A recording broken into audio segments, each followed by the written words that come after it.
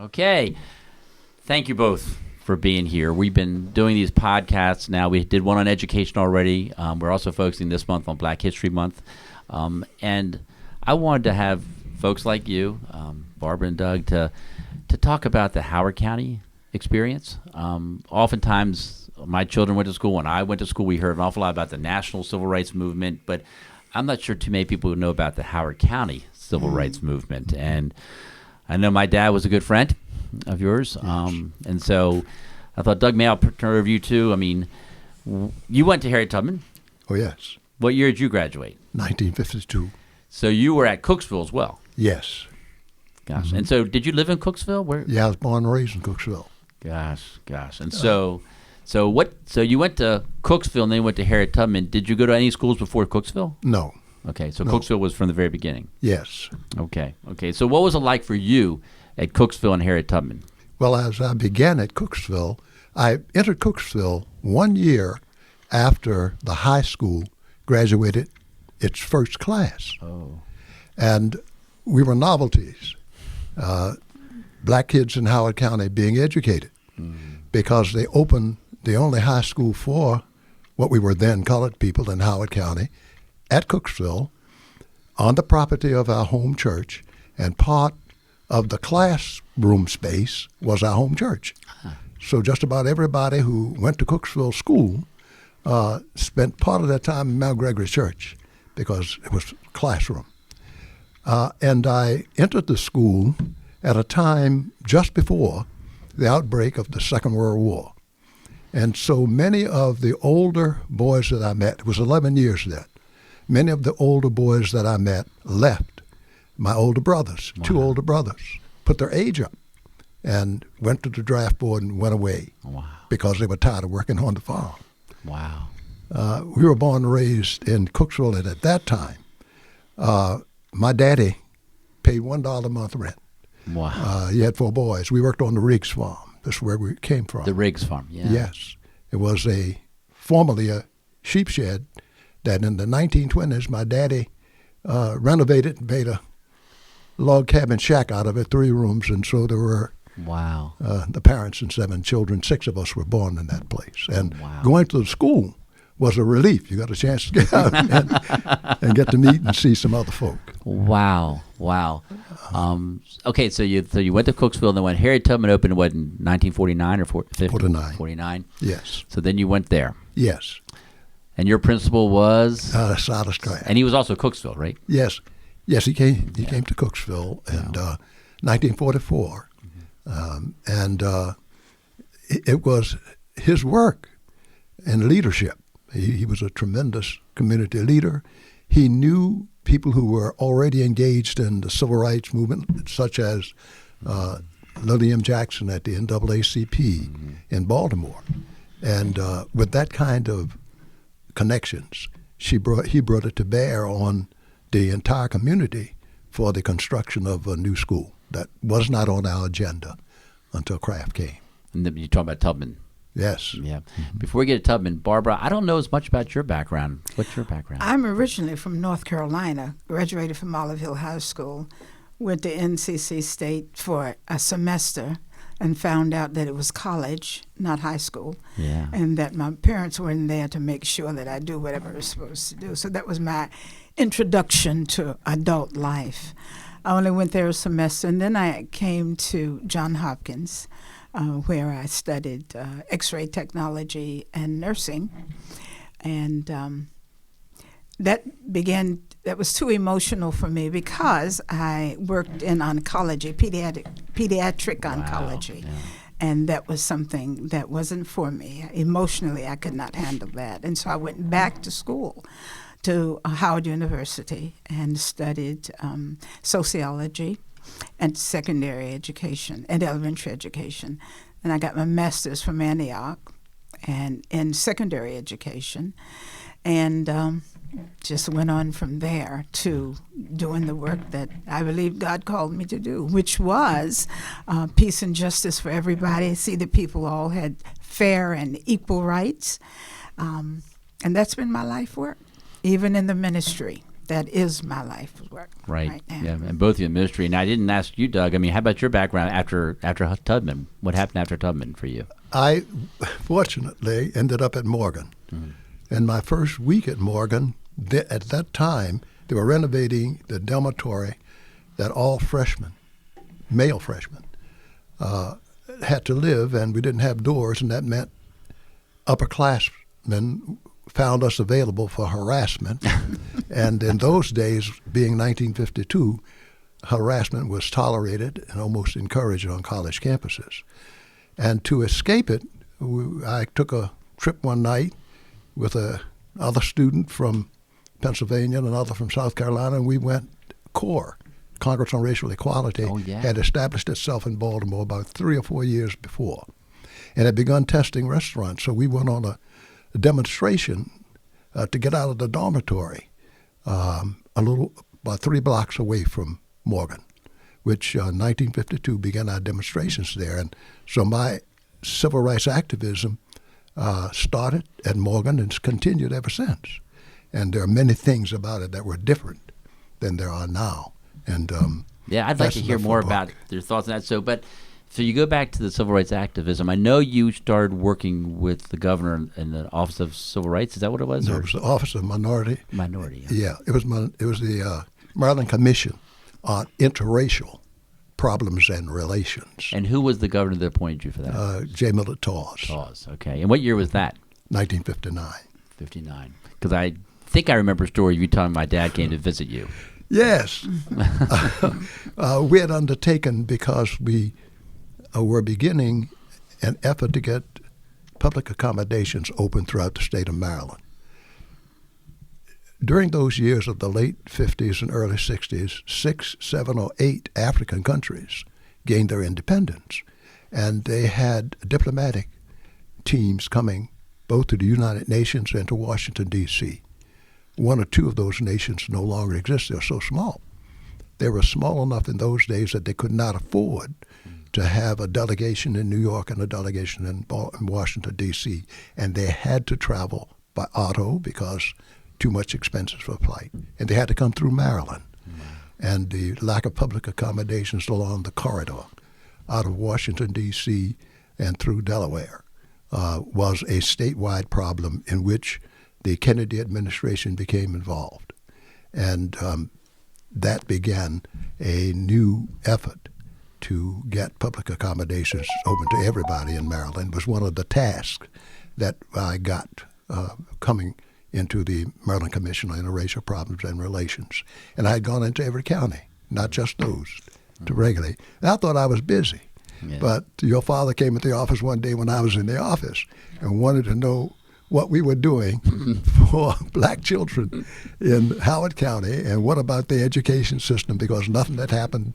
It was 1959, and of course everything should have changed in 1954. Right. Whenever, but I think it was 61 by the time I saw him. He thought things were moving just not at all, and he was right. Yeah. And it was after Reverend Holland let him know that he knew, because after our conversation, he went and talked to Reverend Holland, and Reverend Holland let him know that he knew me and that he was on the commission that determined whether or not you were doing anything illegal. I'm trying to remember what it is now. It escapes me. But they were good friends, and I didn't know it. And he'd never heard of me. Your father had never heard of me. But I got a pass because he knew Reverend Holland. Reverend Holland said he's all right. He's trying to do the job. And Reverend Holland's a Cooksville guy too, right? Yes, Reverend Holland. And the Full Gospel Baptist Church. Reverend Holland, I always tell people Reverend Holland was a good carpenter too, because he built the bedrooms in our basement that I lived in. Yeah, because Reverend Holland was at our house a lot. He was something else. But all of you were, and the stories I hear are amazing about what you did and the public accommodations. I mean, this is not Howard County, but if you don't mind, tell a story about the cab driver. Weren't you in Florida? Oh yeah. Oh, I want to hear that. I think I heard that story when I was at your house one day, but I think it'd be good for folks to hear that story. Yes. I was the first full-time field representative for the U.S. Commission on Civil Rights. And so I had 20 states during the time I was doing that to begin the state advisory committees in each of them. So I was in And in many of them, I had to travel in the States. And in Florida, I was in Palm Beach. And I didn't know all of the local things, so most of the other things I could avoid.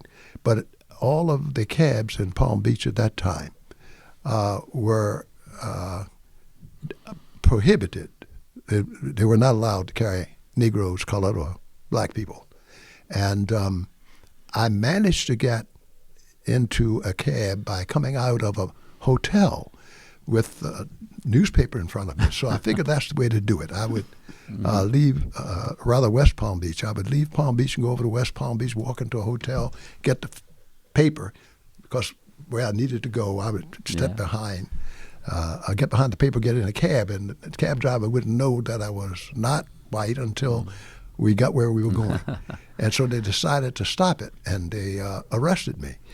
And I protested, and they let me know that all what I already knew, that you had to ride the jitneys that were owned and operated by colored people or Negroes or black people.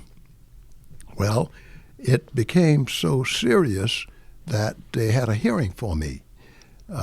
They detained me, not in jail, somewhere in City Hall, somewhere, and they had a hearing.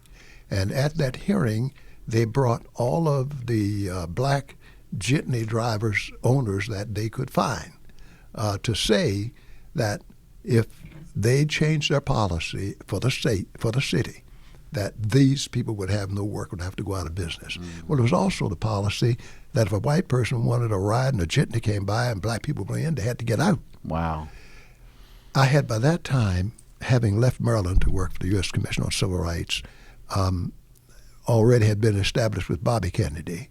And at the time that I was working in Maryland and we had a relationship with the Kennedys, we created an office. You never expected this long an answer. No, I love it. I love it. We created an office in the U.S. Department of State, a special protocol office.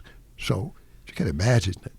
I was very young, but I also went into the Department of State, U.S. Department of State, as a protocol officer.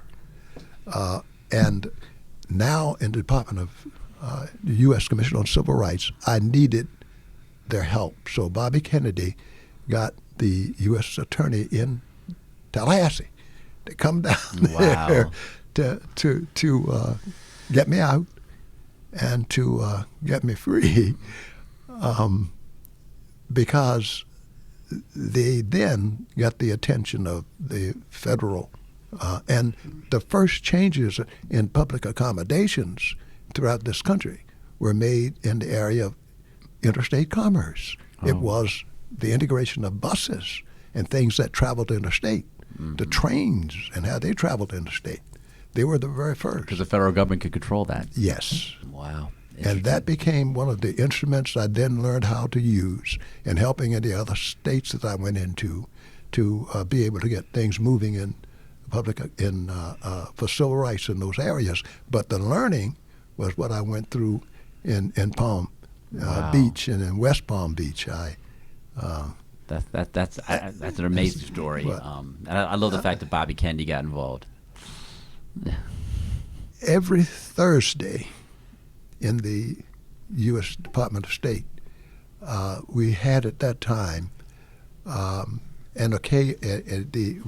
all of the African diplomats who were new and who we had to work with to get housing and places for their children in school and whatnot. There was the room that President Kennedy had his press conferences in, where we would meet with him. Mm-hmm. Bobby Kennedy would show up at least once or twice a month. Wow. And first thing he would do would be take off his coat and put on a sweater. I just think that's amazing. I mean, I think about the courage. I mean, that's a lot of courage there for someone to go against the system, and especially the way we knew people were being killed. I mean, people were being killed for minor things. I hate to say minor, but just if they were protesting, they would be killed. I mean, you know the terrible things that happened with other civil rights activists. Mm-hmm. Growing up in North Carolina, you must have had similar issues, didn't you? Yeah. Well, yes. I think in about the 10th grade, There was a lady named Matilda Misher who was the librarian at our school, Olive Hill High School. And she called a bunch of students to get, well, really she brought to our attention what was happening nationally and said it's time for us to get involved, and talked about us growing up to be responsible citizens, which was the key for us growing up and being, responsible adults was the word she said. And of course we got excited.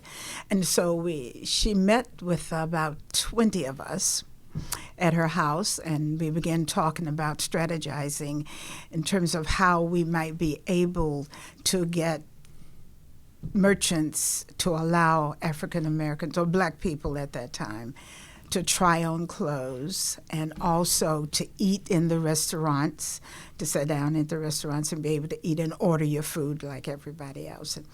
And so there was about 2 or 3 months of planning on that. Actually being hit, knowing the type of things that you may have to undergo, and also how you had to take the approach of smiling and truly turning the other cheek and being quiet and submissive, realizing that it's not about the individual, but rather the race and the promotion of the race. And so we were successful in doing that. There wasn't 20, there was about 12 who actually did it. I remember going to a pharmacy called Keebler's Drugstore. And in Keebler's Drugstore, they had a counter where you could see people eating ice cream and banana splits and stuff like that. Of course, we would never do that. You go in there to get your prescription filled and come out. And so the plan was we were to go in, and once the counter got empty, we were to all sit down and order. And we ordered different things, like a banana split. The adults had given us money to get it. And we were all served 1 scoop of chocolate ice cream and asked to move. Wow. And none of us would eat it. We said, that's not what we ordered. And a guy named Charlie Tate said, not only are we not eating it, we're not paying for it. We want, and then the police came. Wow. And the police just said, you children have to leave. Y'all need to leave. My father and several of us who were protesting, our parents were known in the community. My father and the chief of police were very close. They did a lot of work together. So there wasn't a lot of abuse. There was just ignoring you, acting as if you didn't exist, and not giving you anything but chocolate ice cream. And that went on for about 2 weeks. We went in every day. Same thing happened every day. Wow. And finally, one day we went in. There was a lot of verbal abuse from Caucasians. And there was a threat of them not patronizing Keebler Drugstore. But for some reason, this particular day we went in and we ordered, I ordered a banana split, and they bought a banana split, and then I was afraid to eat it. Oh, wow. Everybody was given what they had ordered, and it was a moment of frightening. We were very frightened. Wow. Because the switch was so quick and we didn't know. But Dr. Keebler himself came out and said, y'all go ahead and eat. It's okay. And it's on me. I'm treating y'all today. Wow. So what? And so we ate, and we got up and we left, and we kept looking behind us because we thought something would happen. The next day, that night, we met with Miss Misher at 8:30, and she got the report, and she said, we're going back tomorrow. We're still going to go every day for the next 4 or 5 days. And for the first time, we had never gone on Saturday because we only were going on school days. Okay. This particular time, we went on a Saturday at noontime. And again, we were treated fine, got our food, and got up and left. Then we began a store called Betty Lou, and another one called Lazarus, and another one called Young Ages. Betty Lou specialized in undergarments of all types, and young ages was young teenagers' clothes, high scale, upscale. And so we went in there, and Miss Cheslock said to me, Bobby, you know you have no business being in here. Your mother, you have no business being with these people in here. Your mother's going to be very disappointed in you. Wow. And so the girls picked up clothes to try on, and I was afraid to try on anything simply because of what Miss Chestnut had said. And so I didn't try on anything that day because my mother had been patronizing that school, and she had that store, and she had allowed me to try on things. But the other people tried on things, and Miss Cheslock, I stayed near her, near the front, and the one thing she says is, it's going to be okay. Don't be afraid. I'm going to let them do it, but I'm not going to let them try them on right. I'm not going to change my rules right away. But don't you worry. It's going to be okay. Because I think I may have started crying. And after that, it took about 4 days, maybe 5. And the next week we came in, and people came in with the parents, and they tried on their clothes and put the clothes on layaway, which was a very familiar thing then, and walked on out, and it's been like that, been fine ever since. Wow. I mean, you really saw the change happen. I saw it, and in Lazarus, which was a really upscale store, the same thing occurred, with the exception of the students went in but was afraid to touch anything, didn't know what to do. But we kept going in, went in about 3 or 4 days, and about 3 or 4 times. And the last time we went in, the man said to us, the owner said to us, Mr. Lazarus himself, said, if you bring your parents in and you're planning on spending some money, you can try on the clothes. But you're not going to come in here playing. So when you come, bring your parents and let's do business. Well, and that's what happened. I tell you, I mean, that took courage too. You're a young person. That took courage because who knows? Even you said you weren't sure what might happen as you're walking out the door and who might be following you or who might. That's right. Gosh, I remember stories, and Doug, I don't know if you were part of this. You did so much with public accommodations, but my dad would tell me stories of going on Route 40 and going to restaurants. Yes, it was consistent. One of the tasks we undertook with the Maryland Commission on Interracial Problems and Relations was to go do some testing ourselves.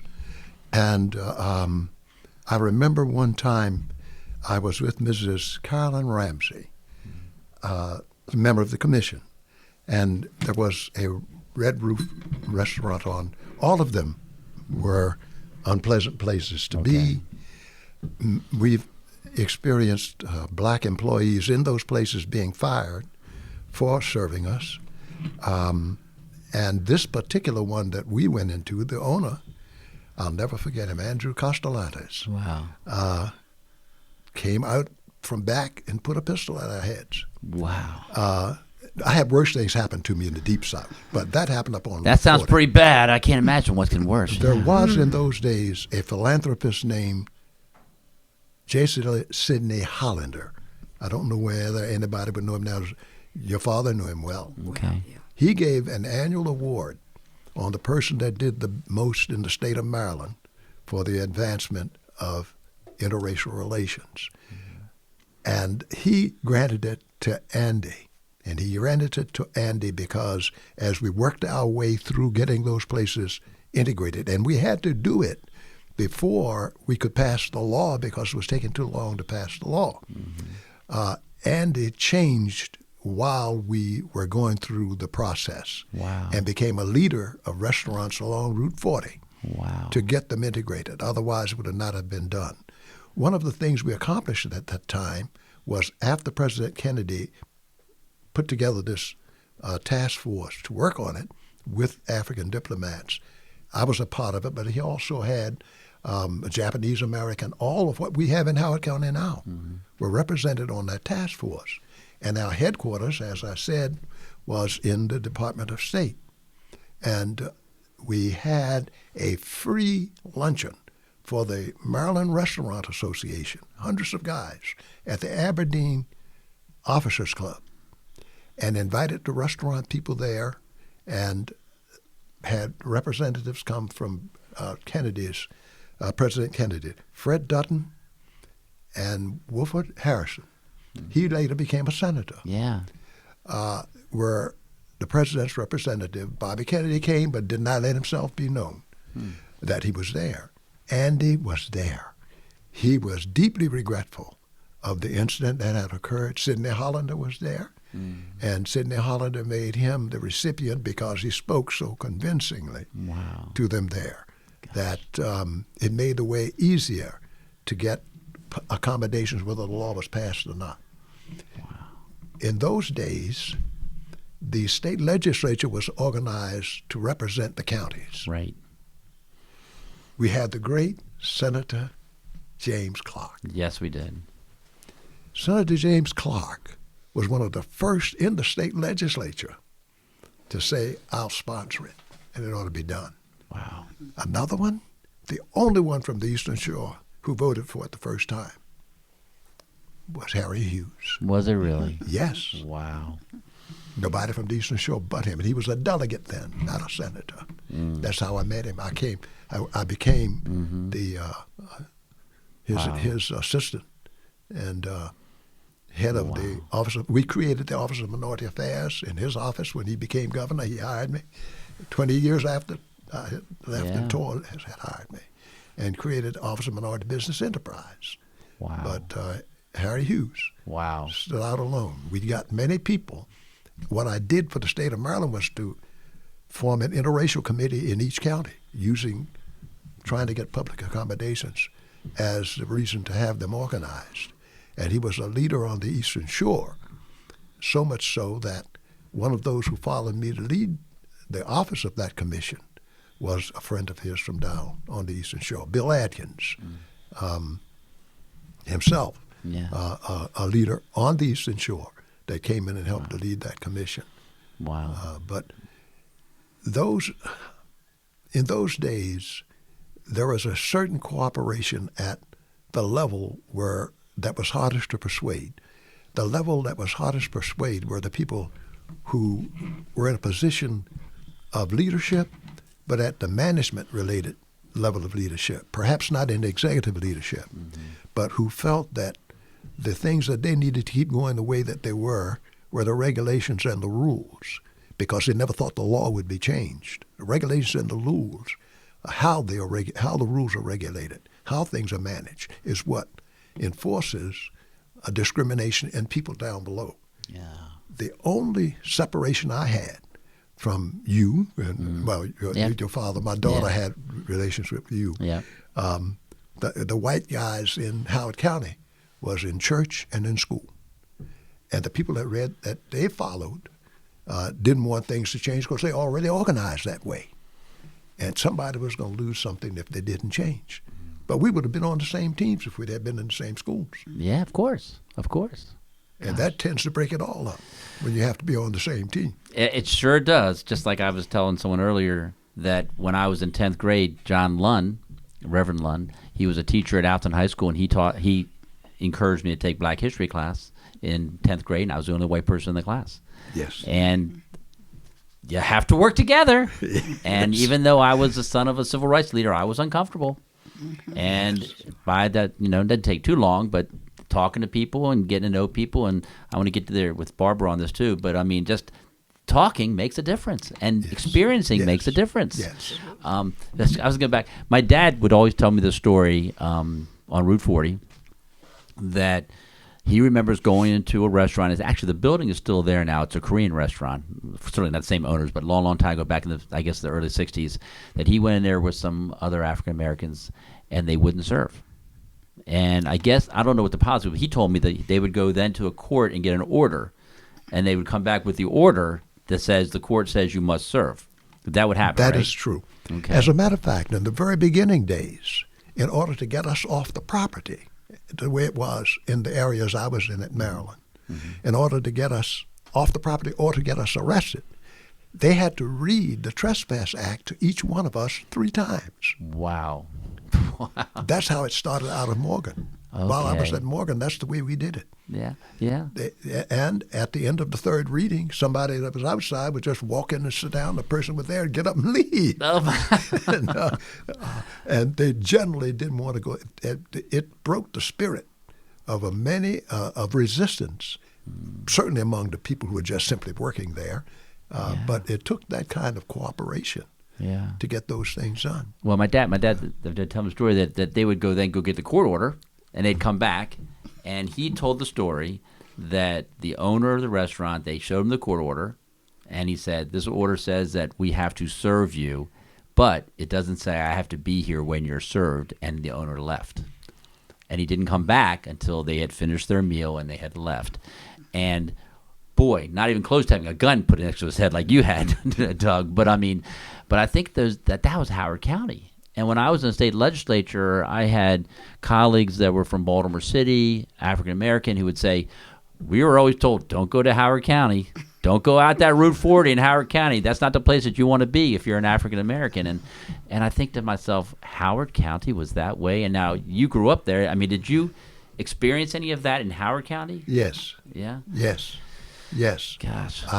They were, and there were commercial interests. There were places that you could go, but people who grew up here were so accustomed to the way things were going, they wouldn't. They have still the same locations where black people had to go around back to be served. And it didn't cut down on the traffic. I mean, people accommodated themselves to it. That's what made us believe that public accommodations was the first thing that needed to be addressed. But it was difficult because it also challenged people's lifestyles, Right. what they were accustomed to. But it was a difficult situation, and there were places that you could not go that were, of course, publicly proclaimed to be open to everybody. And the areas surrounding Baltimore, even Baltimore County, before you get to Howard County, the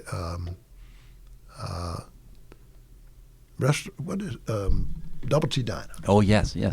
Tommy Doxanos owned a Double T Diner. Man, we had trouble with him. Really?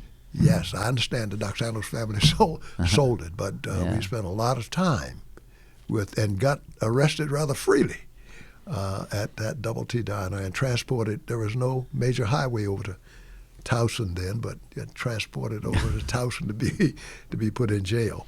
But things changed a lot as the need for lawyers got involved because it gave a regular way in which things would be handled, but it also required more people to get things done than was being done just for the kind of thing that your father did. Yeah. 2 or 3 people could do that. Right. But it reached a stage where you needed masses of people to make an impression.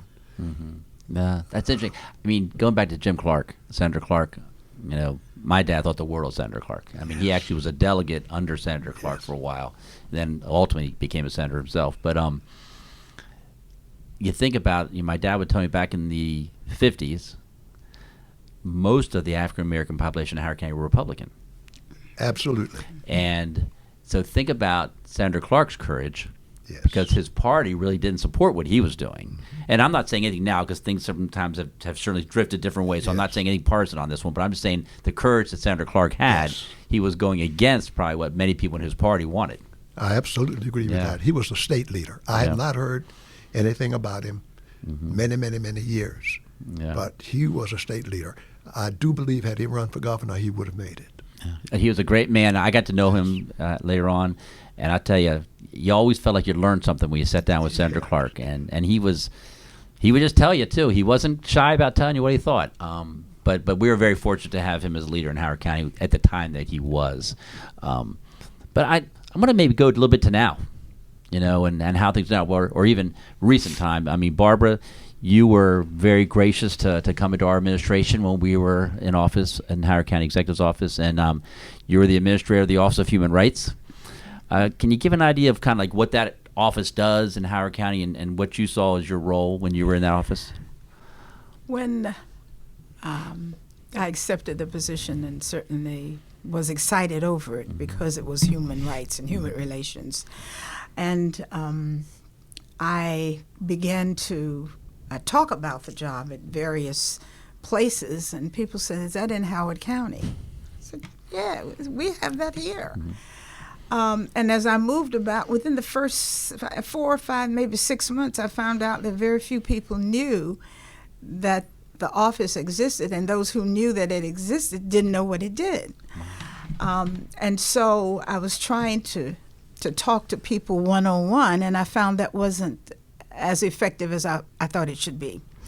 And I began going out into the community to meet with different community groups. I mean, all community groups, Korean, Hispanic, the Chinese, whatever. We met with, and those were evening meetings. And so we went for the purpose of just letting them know that the Office of Human Rights was here for them, that it existed, and that we were here to be sure that everybody was treated fairly, that there was nobody that was not being treated unfairly on the job or even in public accommodations. And so we're excited over that, and we've got a lot of community participation.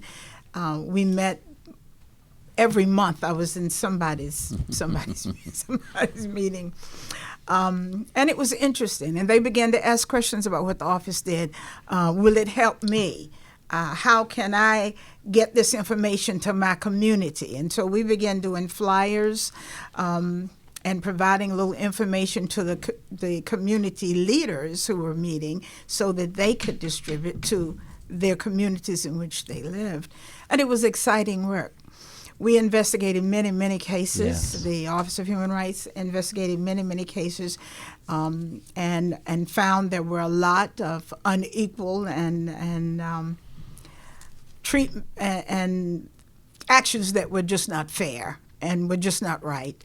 And upon investigating, we provided the information to the necessary people, and the appropriate action was taken.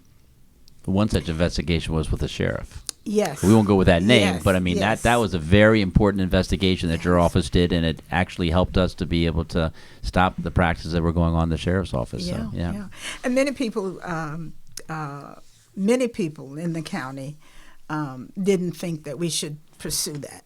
Did not want us to pursue it at all. But my position was, we're going to pursue it. And the chips will fall where they will. But we are going to pursue it. And the more and more we talked, we found out that the treatment was not isolated to one or two people. It was isolated to a number of people. And so, in any case, that was a good example, and it was good work, great investigation, good teamwork, and a great work was accomplished.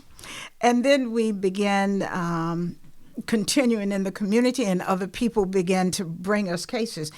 County employees began to bring us cases, but the county already has a process in place for people who feel like they've been treated unfairly, and that process has to be exhausted before the Office of Human Rights can come in. And we handled a lot of cases. We did a lot of good work. From what I understand, and before we left the office, we put in, the team sat down and decided how we might even improve. And so we made some suggestions about some changes that we felt would be good for the people of the community.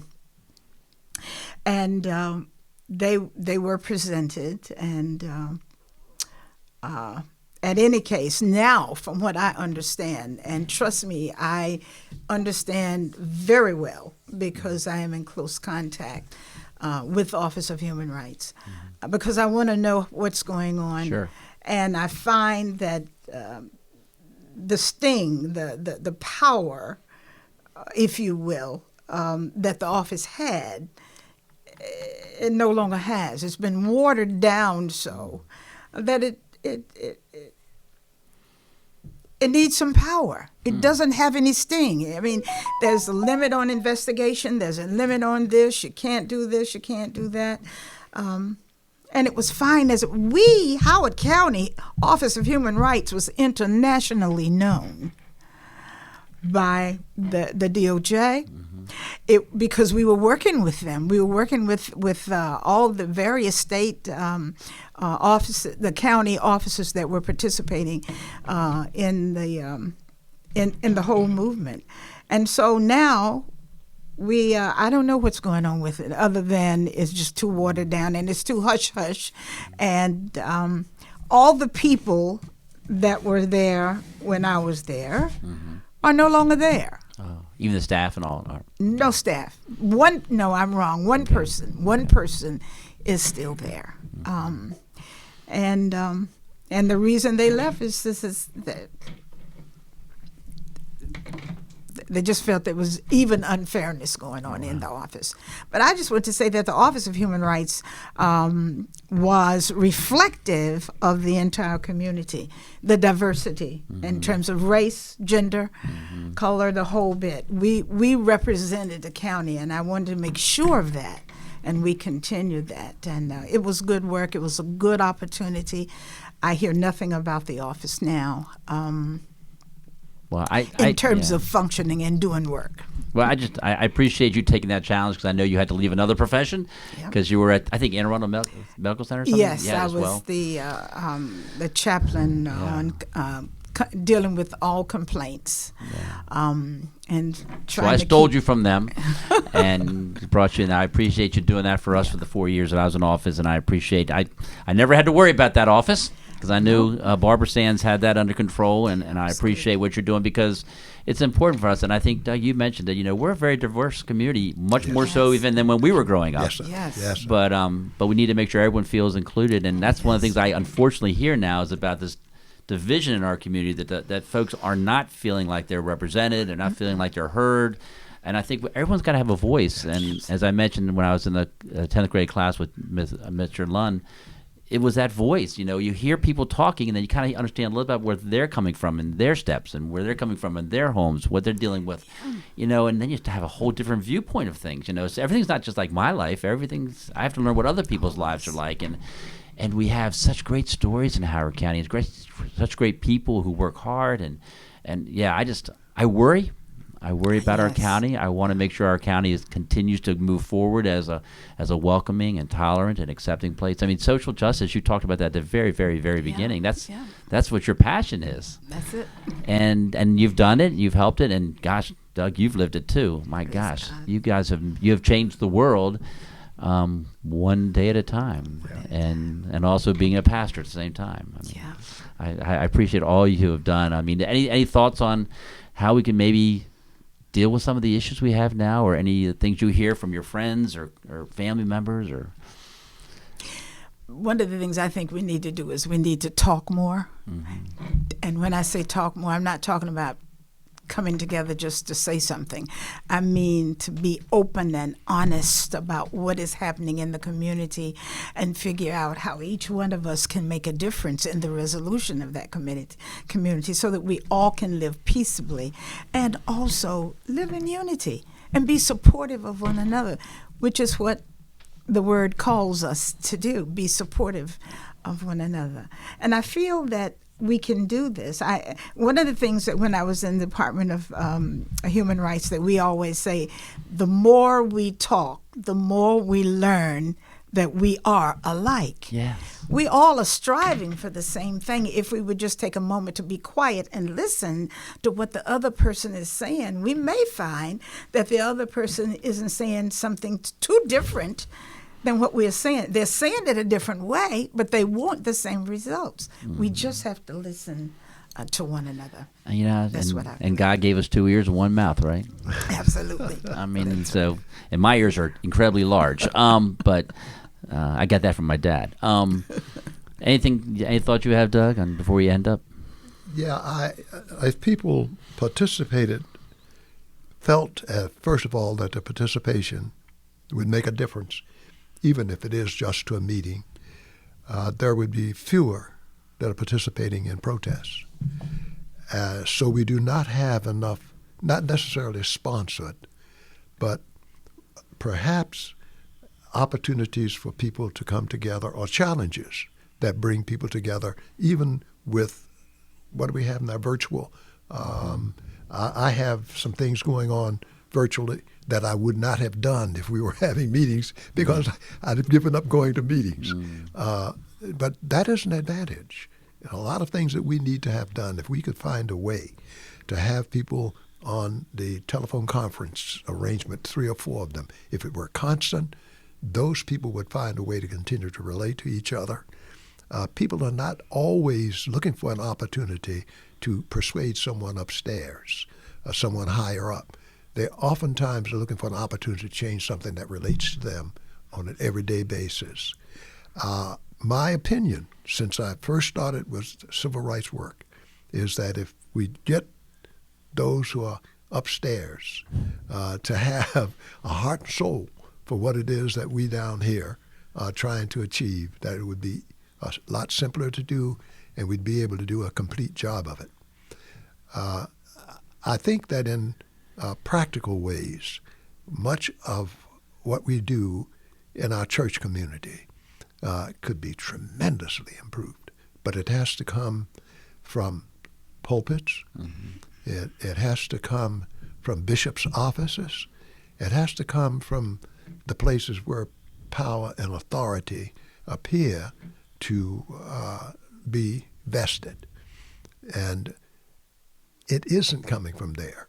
Somehow, relationships between people in the pews, and I say that perhaps because I gave up a lot in order to go into the ministry to gain a lot. I've gained a lot from it. I just have not had the kinds of success, for instance, that is available if you have people cooperating and working together in the secular.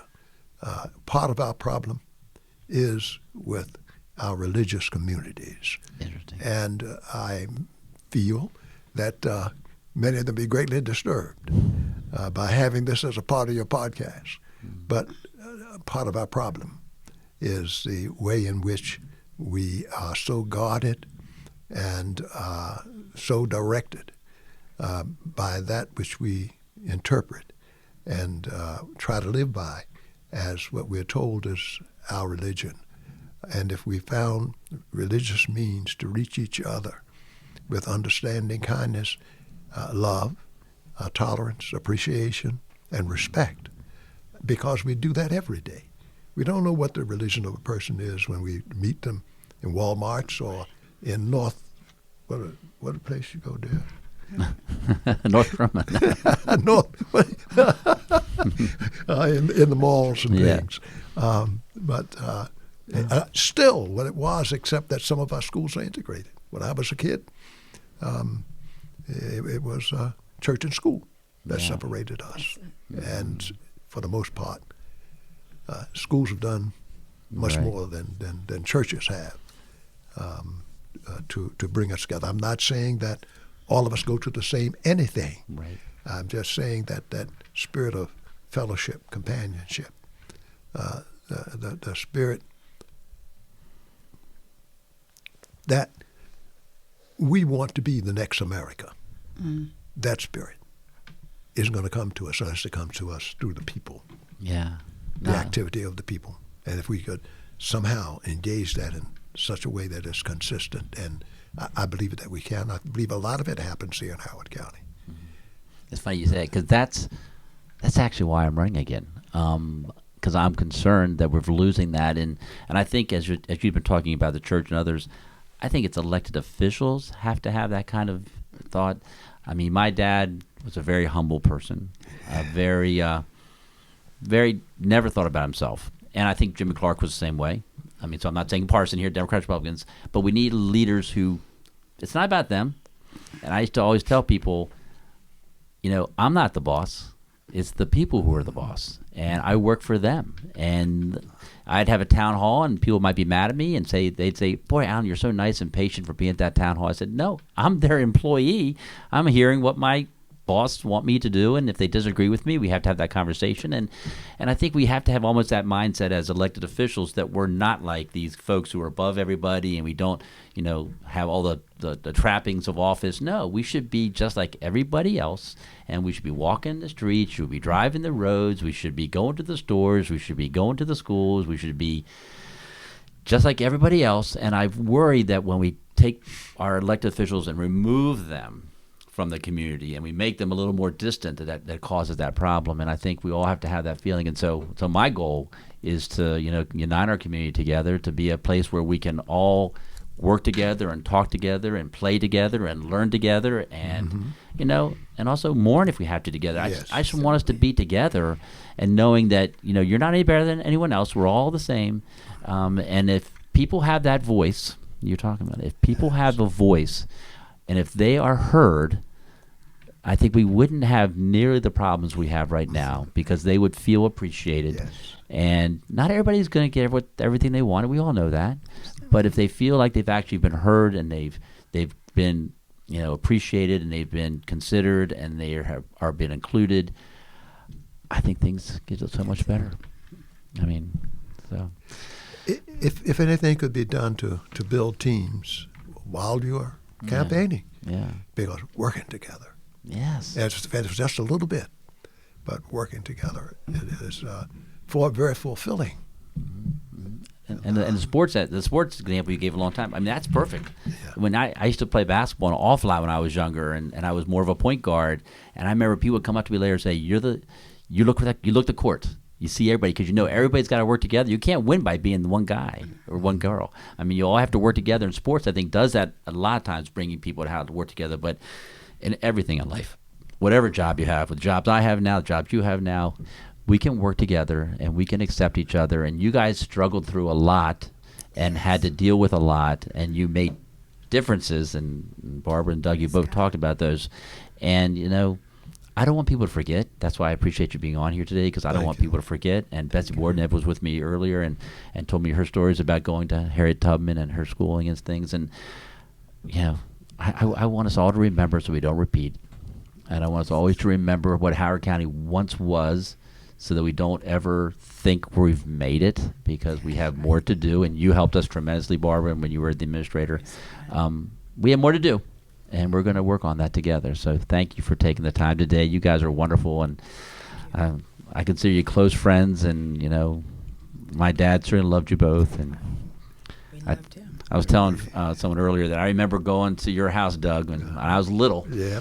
My dad was probably talking to you about civil rights stuff, and I was playing with your kids, and we were all just playing there, not knowing what's going on upstairs. But thank you so much for what you meant to our community, and I wish you all the best. God bless you. Thank you so much. Take care. I want to wish you the best. Thank you. All right.